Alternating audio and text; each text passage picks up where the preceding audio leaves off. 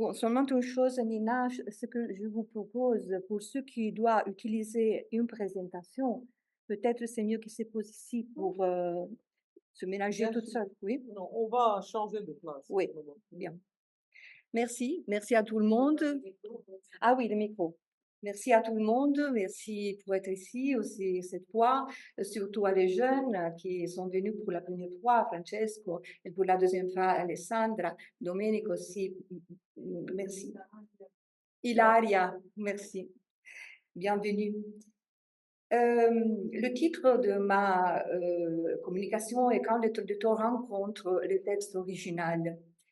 La traduction littéraire, je parlerai de traduction seulement littéraire, est une rencontre d'amour, est une idylle, une aventure du traducteur avec le texte original. On pourrait dire qu'il s'agit de donner corps à des mariages pour le meilleur ou pour le pire.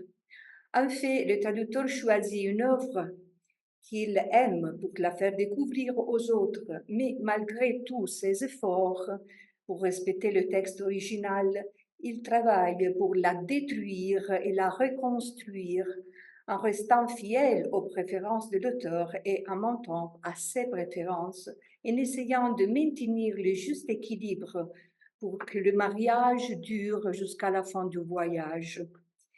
La présente étude s'inscrit dans ma recherche d'analyse traductologique comparative des différentes traductions dans une même langue, dans le même texte original. Une recherche qui a commencé dans l'université Roma III avec Thaïs, qui était ma professeure.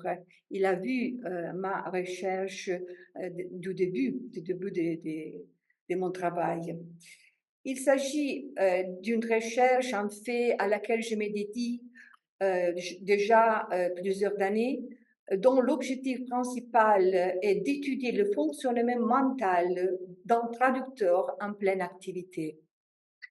Au cours de ma recherche, je me suis principalement intéressée au niveau lexical et je me suis rendu compte qu'il existe des fragments de phrases que les traducteurs n'ont aucune difficulté à traduire et qui donnent souvent lieu à des traductions identiques et littérales au texte source. Il s'agit des syntagmes que j'ai appelés noyaux lexical commun. Un noyau lexico-commun. Un noyau lexical commun est un syntagme constitué d'un minimum de 3 mots traduits de manière identique dans 2 ou plusieurs traductions dans une même langue du même ordre. Il existe en revanche d'autres fragments face à lesquels les traducteurs semblent se trouver en difficulté, car la traduction littérale ne permet pas de rendre correctement les sens. Dans la plupart des cas, il s'agit de phrases idiomatiques, d'élocutions, expressions colloquiales, que j'ai appelées section lexicale personnelle. Une section lexicale personnelle est un fragment d'une traduction qui se caractérise par un choix de traduction originale par rapport aux autres traductions réalisées dans une même langue d'une même œuvre. Ce que je me propose de faire ici aujourd'hui avec notre rencontre est une analyse de quelques solutions données par les traducteurs espagnols et italiens des romans Thérèse d'Esquerou de François Mauriac et Madame Bovary de Gustave Flaubert. Puisqu'il s'agit de chefs-d'œuvre qui ont fait l'objet de nombreuses traductions dans une même langue, surtout Madame Bovary, seules certaines de ces traductions seront prises en considération. En fait, l'objectif de cette étude n'est pas d'analyser toutes les traductions existantes, il serait impossible, mais de donner quelques démonstrations du fonctionnement de l'esprit du traducteur lorsqu'il est confronté aux différentes constructions lexico-syntaxiques d'un texte original. Du roman Thérèse de François Mauriac, qui ici, dans cette association, nous connaissons très bien. Je ne vais pas parler du roman, bien sûr, parce que tout le monde le connaît et ce n'est pas l'objectif de mon étude aujourd'hui. J'ai choisi 2 traductions italiennes, la d'Enrico Piccini de 1935 et la de Laura Franzi Guarino de 2009. et les traductions espagnoles de Luis de Vegeta de 1948 et la traduction à 4 mains de Anna et Mathilde Almandoz de 1989.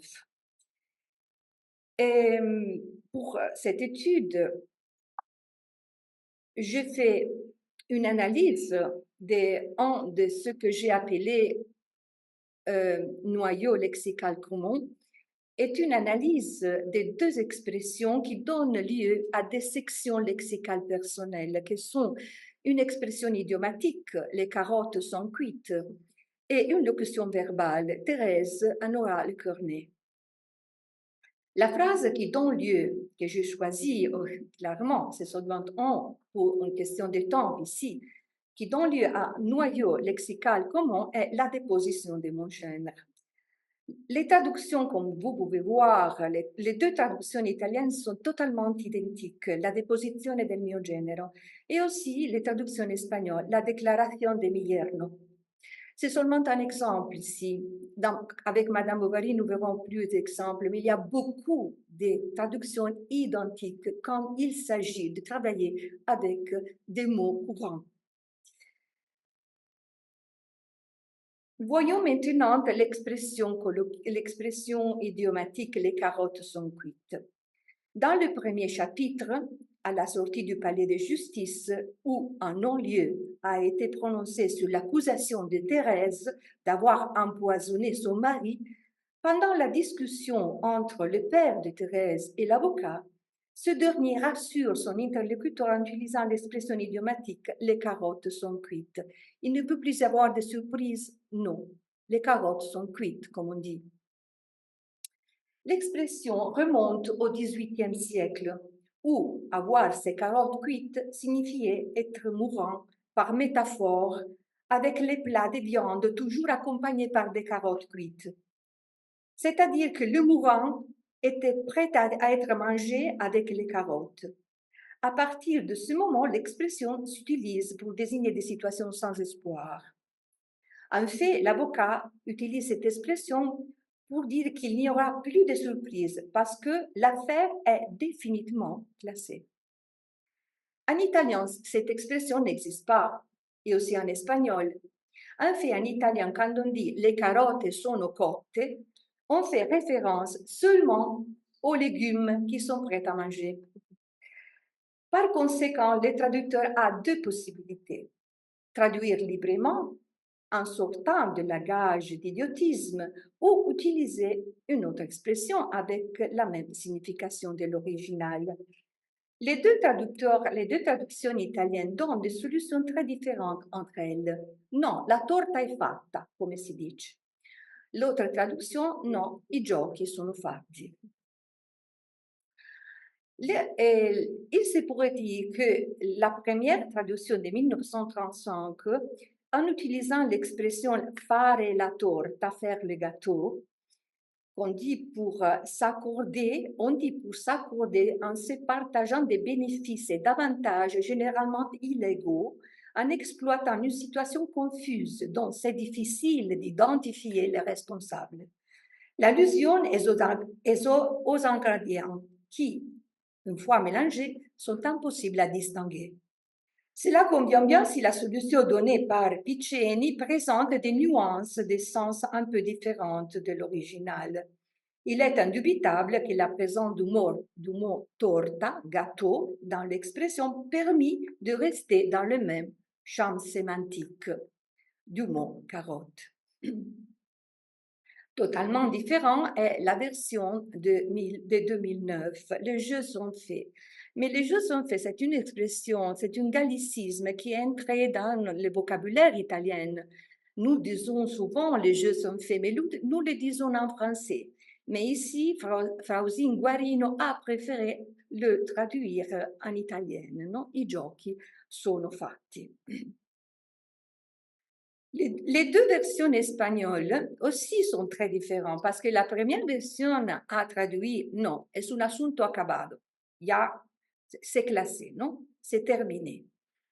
Mais c'est très, très intéressant de voir que la deuxième version n'a pas traduit l'expression, omet totalement de le traduire.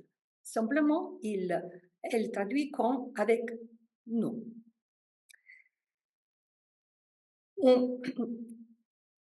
Passons maintenant à l'autre expression, Thérèse en oral cornet, cette locution que Mauriac utilise. Et dans cette phrase, Thérèse en oral cornet, elle s'engage à tâtons dans l'escalier à mesure qu'elle monte et y voit plus clair à cause de l'aube qui, là-haut, éclaire les vitres. La traduction littérale de Thérèse en orale cornet è Teresa, en italien Teresa ne avrà il cuore pulito, et en espagnol Teresa tendrá el corazón limpio. Mais ces deux expressions ne donnent pas l'essence de la phrase originale. C'est pour ça que, comme dans l'expression idiomatique précédente, le traducteur devra traduire de manière de traduire librement en cherchant de s'approcher le plus possible au texte source. Ici, voilà le 4 traductions. Teresa vuol sapere, Teresa si toglierà il dubbio, Teresa se cerciorará de la verdad, Teresa sabrá a qué atenerse. Comme nous pouvons voir, les traductions sont totalement différentes et en sortant de la cage de la locution verbale de l'original. Et il s'agit de sections lexicales personnelles. Passons maintenant à voir quelques solutions données par les traducteurs italiens et espagnols du roman Madame Bovary. Ici, la chose est un peu plus compliquée parce qu'il existe beaucoup de traductions.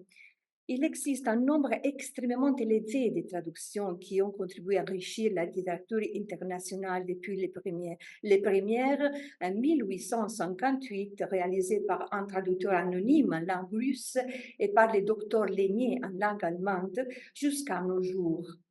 En fait, bien qu'on ait toujours affirmé que le livre le plus traduit après la Bible est le Don Quichotte de Cervantes, l'histoire de Madame Bovary, publiée pour la première fois en 1857 et couvrant un peu plus d'un siècle et demi d'existence, pourrait être l'une de ces œuvres capables de dépasser le Don Quichotte. Actuellement, les traductions en langue espagnole, y compris la version argentine, mexicaine, la version colombienne, la chilienne, sont au nombre de plus de 60. Dans cette étude, on compare 8 traductions espagnoles et 8 italiennes. Les 8 traductions espagnoles vont d'une traduction sans date, mais après la version des Pératonnerres de 1875 jusqu'à la de 2014 et les 8 versions italiennes de la première que j'ai choisie de 1936 jusqu'à la dernière que j'ai choisie de 2018. À suivre, voyons quelques exemples des noyaux lexicaux communs que maintenant nous savons qu'il s'agit de syntagmes de 3 mots constitués pour un minimum de 3 mots traduits de manière identique. Voilà ici un exemple. Nous les vîmes qui travaillaient en conscience, cherchant tous les mots dans les dictionnaires. C'est le premier chapitre. Je vais faire des exemples seulement du premier chapitre du roman. Nous voyons que toutes les traductions espagnoles ont traduit de manière identique, buscando todas las palabras en el diccionario, en donnant lieu à un noyau lexical personnel. Et aussi, nous avons un peu plus de variété ici dans les versions italiennes, mais nous avons aussi ici des noyaux lexicaux communs. Cercando tutte le parole nel dizionario o sul dizionario, mais pour moi, ça suffit. Cercando tutte le parole, il s'agit déjà d'un syntagme constitué par 3 mots qui donnent lieu à un noyau lexical commun. E sono 3 traduzioni e altre 3 traduzioni ont traduit cercando ogni parola sul dizionario. Un autre exemple est toute la classe s'est mise à rire. Nous voyons ici, il y a beaucoup de traductions identiques, toda la clase se echó a reír, y otras 2 traductions, et en outre, 2 traductions qui ont traduit toda la classe rompió a rire. Les Italiens sont un peu plus, ont un peu plus de fantaisie, mais ici, nous avons aussi des noyaux lexico-communs. Et maintenant, je voudrais faire un exemple, un autre exemple de mariage entre les traducteurs et l'œuvre originale, parce qu'il s'agit, dans ce cas, d'une erreur de traduction. Parce que je dis, pourquoi je dis ça? Parce que un traducteur est un être humain et comme tous les êtres humains, a le droit de se tromper. Surtout parce que le travail de traduction est un travail très difficile, il prend beaucoup de temps et toutefois le traducteur a d'autres travaux parce qu'on se gagne beaucoup, on ne se gagne pas beaucoup avec seulement la traduction.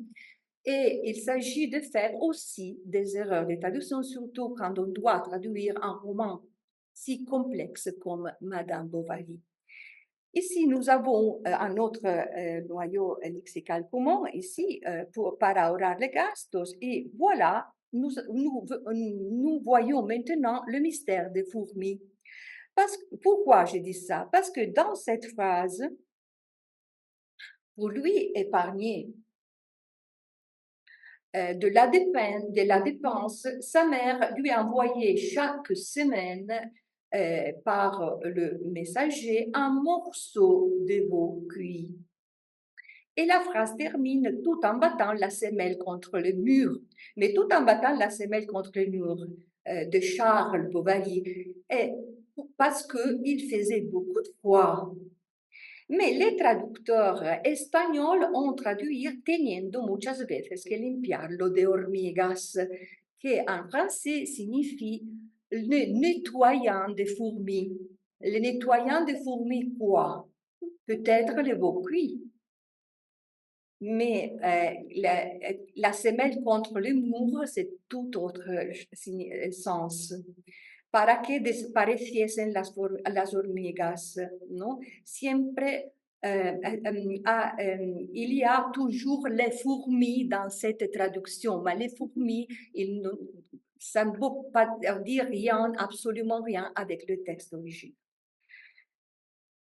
Bien, nous voyons les derniers deux exemples qui sont un substantif utilisé singulièrement qui donne lieu à une section lexicale personnelle et aussi à plier bagage qui est une locution. Mais nous voyons maintenant les genres. Et, Flaubert utilise cette expression pour conclure la phrase 13 du premier chapitre qui décrit ce que les élèves ont l'habitude de faire en entrant dans la salle de classe avant le début du cours. C'était là le genre. Jeanne fait partie de ces mots, à peine plus d'une centaine, que Flaubert a fait imprimer en italique afin de les distinguer du reste du texte. Il s'agit de termes qui désignent le titre d'un livre, un italianisme, un anglicisme, un latinisme, un régionalisme, le titre d'un opéra ou encore une transcription phonétique comme Charles Bovary, ou qui signalent simplement, comme dans ce cas, un mot employé de manière particulière. Les solutions qui ont donné les traductions espagnoles sont toutes différentes, comme on peut voir. La bravura, non, ça c'est l'italienne. Tal era allí el estilo, el busilis, el secreto. Era lo que se llevaba, lo ideal.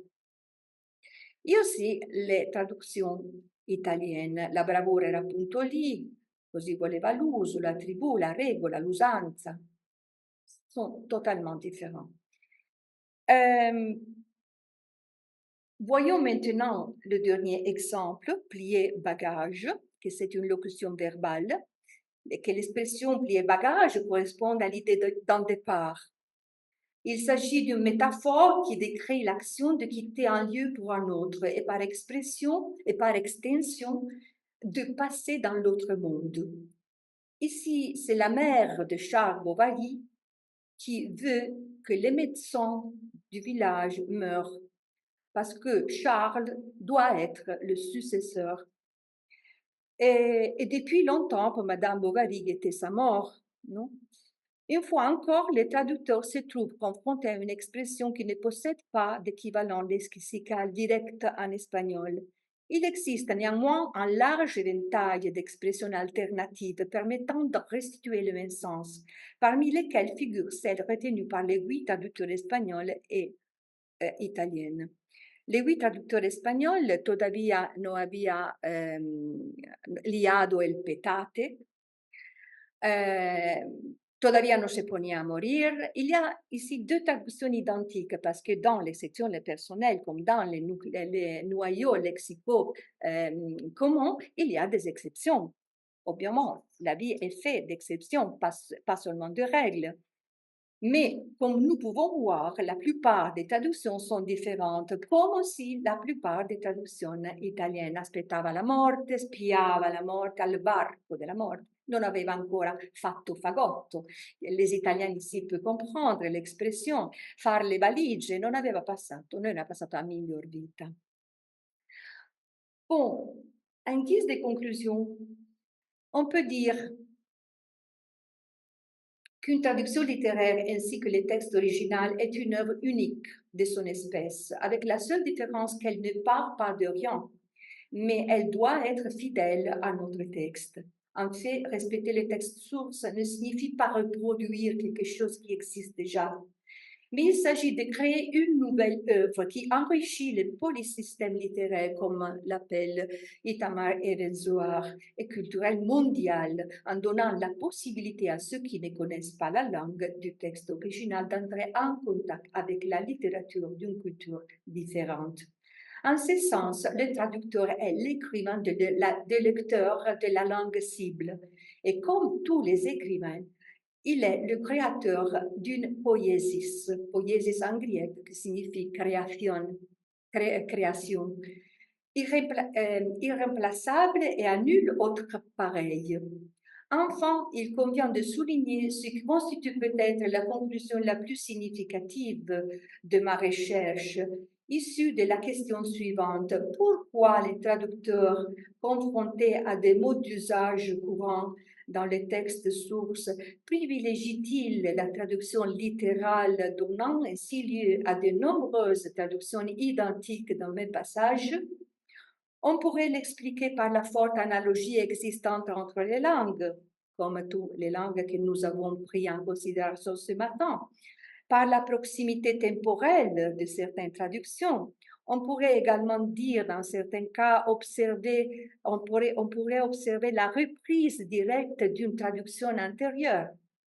Je pense toutefois que la question est plus complexe. L'application de la méthode m'a conduit à la conclusion suivante. Dans tout type de création et dans les cas spécifiques de la traduction, le résultat implique toujours la coexistence d'éléments nouveaux et d'autres déjà connus. Dans le cadre de mon analyse, les éléments connus sont des mots qui ne semblent susceptibles d'aucune modification en raison des facteurs externes. Je travaillais avec les 15 traductions italiennes de Don Quichotte et c'est la même chose de la première du XVIIe siècle jusqu'à la dernière. Il y a des mots qui ne semblent susceptibles de changement des facteurs externes.